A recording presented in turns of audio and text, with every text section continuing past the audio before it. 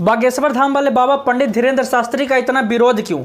जानते हैं, जो 15-15 किलो अनाज के लिए अपना धर्म परिवर्तन कर देता है, अपना जमीन बेच देता है, अपना ज़मीन बेच देता है। जानते हैं, जो 1500 रुपयों के लिए अपना जो है कि धर्म परिवर्तन कर लेता है, हिंदू धर्म छोड़ देता है, सनातन धर्म छोड़ देता है, उन चूतियों भी आज जो है कि सनातन का विरोध कर रहे हैं, पंडित धीरेन्द्र शास्त्री का विरोध कर रहे हैं। जानते हैं सर, ऐसा क्यों हो रहा है? क्योंकि हिंदू के एकता को देखकर कुछ लोगों के पेट में दर्द हो रहा है, और कुछ जो है कि चूतिए जो पहले हिंदू थे और अब जो है कि किसी दूसरे धर्म को मानने लगे हैं, किसी दूसरे कौम को मानने लगे हैं, उन चूतियों के पेट में दर्द हो रहा है। और जानते हैं, जब हिंदू से कोई परिवर्तन होता है तो उनका नाम जो है कि रजनीश के रजनीश ही रह जाता है। समझते हैं, नाम तो वैसे ही रह जाता है, लेकिन अंकित के अंकित ही रह जाता है, राहुल के राहुल ही रह जाता है, सोनू के सोनू ही रह जाता है, और लेकिन धर्म परिवर्तन हो जाता है। और जानते हैं, वही चूतिया लोगों के दिमाग में ये चीज़ जो है कि सवाल आता है कि हिंदू धर्म में कितना ठगी होता है, तो बाबा कौन बाबा कितना ठग रहा है, ऐसा जो है कि कहानी सुनाने लगते हैं। चलिए, एक क्षण के लिए मान भी लिए कि बागेश्वर धाम वाले पंडित धीरेन्द्र शास्त्री ठगी हैं।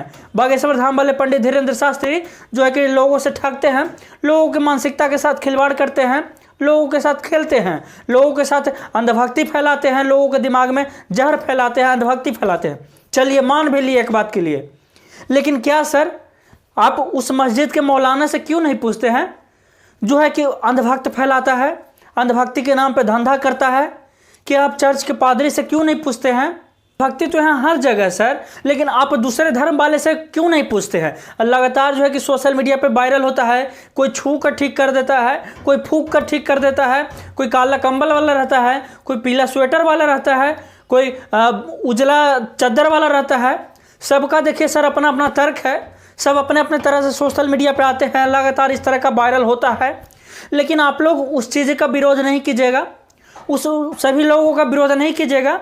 अगर आपको विरोध करना ही है तो सभी लोगों का कीजिए, सभी लोगों का कीजिए जो अंधभक्ति फैलाते हैं। लेकिन अगर आप सिर्फ सनातन को टारगेट कीजिएगा, अगर आप सिर्फ पंडित धीरेन्द्र शास्त्री को टारगेट कीजिएगा, अगर आप सिर्फ बागेश्वर धाम को टारगेट कीजिएगा, तो हम लोग जो है कि आपका विरोध करेंगे, और विरोध करेंगे डंका के चोट पे करेंगे। एक बात बताइए ना, पंडित धीरेन्द्र शास्त्री बागेश्वर धाम वाले महाराज, बागेश्वर धाम वाले स्वामी कह लीजिए या कथावाचक कह लीजिए, वो तो आप लोगों को नहीं बुलाते हैं कि हमारे आइए आप लोग बागेश्वर धाम में, हमारे धाम में आइए, हमारे सामने बैठिए, हम आपके बारे में बताएंगे, हम आपके दुख दर्द को ख़त्म करेंगे। ये पंडित धीरेन्द्र शास्त्री तो नहीं बोलते हैं, पंडित धीरेन्द्र शास्त्री तो नहीं बोलते हैं कि आप आइए हमारे पास पैसा लेके अब आप हमको दान चढ़ाइए। पंडित धीरेन्द्र शास्त्री तो किसी से पैसा मांगने नहीं गए हैं, और न ही किसी को ज़बरदस्ती बुलाने गए हैं। अब एक वो बात बताइए ना, डॉक्टर भी मरीज से ठगता है ना, लेकिन जब मरीज को काम आता है, जब मरीज मजबूर होता है तो डॉक्टर के पास जाता है ना इलाज करवाने, चाहे वो डॉक्टर सही इलाज करे चाहे ना करे, जाता है कि नहीं जाता है? जाता है। वैसे ही पंडित धीरेन्द्र शास्त्री एक कथावाचक हैं, महंत कह लीजिए, स्वामी कह लीजिए, मठाधीश कह लीजिए, जो भी कहना है कह लीजिए, हमारे लिए सब सही है। आपको बता रहे हैं कि वो उनका ऐसा कहना है कि हम हनुमान जी का भक्त हैं। वो तो ऐसा नहीं बोलते हैं कि हम कोई जादू टोना कर रहे हैं, हम कोई भगवान हैं, हम कोई ऐसा तो नहीं बोल रहे हैं पंडित धीरेन्द्र शास्त्री। पंडित धीरेन्द्र शास्त्री बोलते हैं कि हम हनुमान जी के भक्त हैं, हनुमान जी पे हम पर कृपा है, और हम जो है कि लोगों का बता सकते हैं कि भीड़ में 4-5 लाख लोगों के भीड़ में पंडित धीरेन्द्र शास्त्री किसी को खड़ा करके बताते हैं कि आपके घर में ये समस्या है और भगवान करेंगे ठीक हो जाए। तो अगर किसी के कह देने से अगर मान के चले कि आपका समस्या दूर हो जाता है, तो वो कहाँ से गलत है सर? अगर आप समस्या में हैं और अगर मान के चलिए कि अगर धीरेन्द्र शास्त्री गलत भी हैं, और फिर भी अगर कोई इतना आपको बता देता है कि आप ऐसे करिए ठीक हो जाएगा, तो फिर गलत कहाँ से हैं भाई साहब धीरेन्द्र शास्त्री? आप जब मजबूरी में फंसते हैं, जब आप किसी मजबूरी में फंस जाते हैं, तब जाके है धीरेन्द्र शास्त्री के पास बागेश्वर धाम में जाते हैं माथा टेकने, और बोलते हैं कि बाबा ऐसा कर दीजिए, तो बाबा ऐसा कर दीजिए, बाबा हम पे कृपा कर दीजिए। चलिए, कम से कम विश्वास तो जगाए आपके मन में। धीरेन्द्र शास्त्री बोलते हैं कि चलो ठीक हो जाएगा, आशीर्वाद, तो कम से कम आपके मन में इतना तो कम से कम विश्वास आया कि हम ठीक हो जाएंगे, हमारे बाल बच्चे ठीक हो जाएंगे। अगर वहाँ पे जो लोग जाते हैं अपना पीड़ा सुनाते हैं, अपने घर परिवार माता पिता का पीड़ा सुनाते हैं, और अगर कोई कहता है कि आशीर्वाद है ठीक हो जाएगा, कुछ लोगों का ठीक भी हो जाता है, तो इसमें गलत कहाँ है धीरेन्द्र शास्त्री? सबका अपना अपना देखिए, धीरेंद्र शास्त्री खुलकर बोलते हैं कि हम कोई जादूगर नहीं हैं, हम अपने इष्ट से प्रार्थना करते हैं, हम अपने भगवान से, हम अपने हनुमान से प्रार्थना करते हैं, हम अपने बागेश्वर धाम के बालाजी महाराज से, हनुमान जी से, सन्यासी बाबा से प्रार्थना करते हैं। और अगर किसी का कल्याण हो जाता है तो हमको करने में क्या दिक्कत है। बागेश्वर धाम वाले बाबा धीरेंद्र शास्त्री का यही कहना है। लेकिन जब से ये कंट्रोवर्सी चल रहा है ना, तब से कुछ लोगों के पेट में दर्द हो रहा है कि हिंदू एकत्र कैसे हो रहा है। आपको बता रहे हैं, चलिए, बागेश्वर धाम वाले अगर गलत भी हैं फिर भी हम उनका समर्थन करेंगे। जानते हैं सर क्यों? क्योंकि बागेश्वर धाम वाले भले गलत होंगे शायद, लेकिन वो अपने धर्म के लिए सही है, वो अपने हिंदू धर्म के लिए सही है, वो अपने हिंदुत्व का कर्तव्य कर रहे हैं। जो हजारों युवा, जो कि हजारों पीढ़ी हिंदुत्व करना चाहता है, वही कर रहे हैं।